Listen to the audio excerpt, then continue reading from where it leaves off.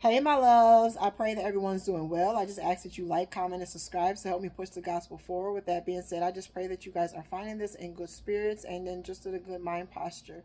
With that being said, I pray that you guys are doing well. I am bringing this message to you guys because there are so many of us that have family members, friends that are in the world, so much so that they don't know Christ, that people have been reaching out to them. We reached out to them, and some of them are even pushing God away, pushing God to the side. And that is a scary thing for people to think about. But we shouldn't be scared. We shouldn't be frightened of these things. We should just pray about it and leave it in God's hands.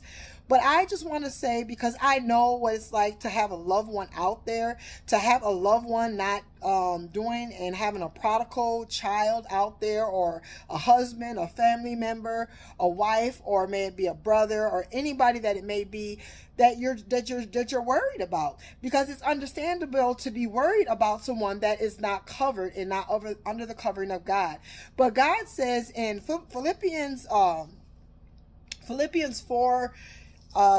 verse 6-7 reads, "Be careful for nothing, but in everything by prayer and supplication with thanksgiving, let your requests be made known unto God, and the peace of God that passeth all understanding shall keep your hearts and mind through Christ Jesus." So if we submit our worries over to God, if we bring it to God in prayer, and if we bring it to God in prayer and obedient to God the way that He wants us to deal with these things, He will give us peace, and He will give us understanding, and He will help us navigate through those things until God changes it. Because God can change anything. I don't care what the circumstance looks like. I don't care what it has looked like, what it has been. It doesn't matter. God is a mighty God. He's a holy God, and He can change anything. If He can raise the dead, if He can heal sick, and if He can do those things, He can do anything. So don't do away and write off your family member, your friend, or whoever it is that you may worry about, and stop worrying about them, because God says to give it to Him and pray about it.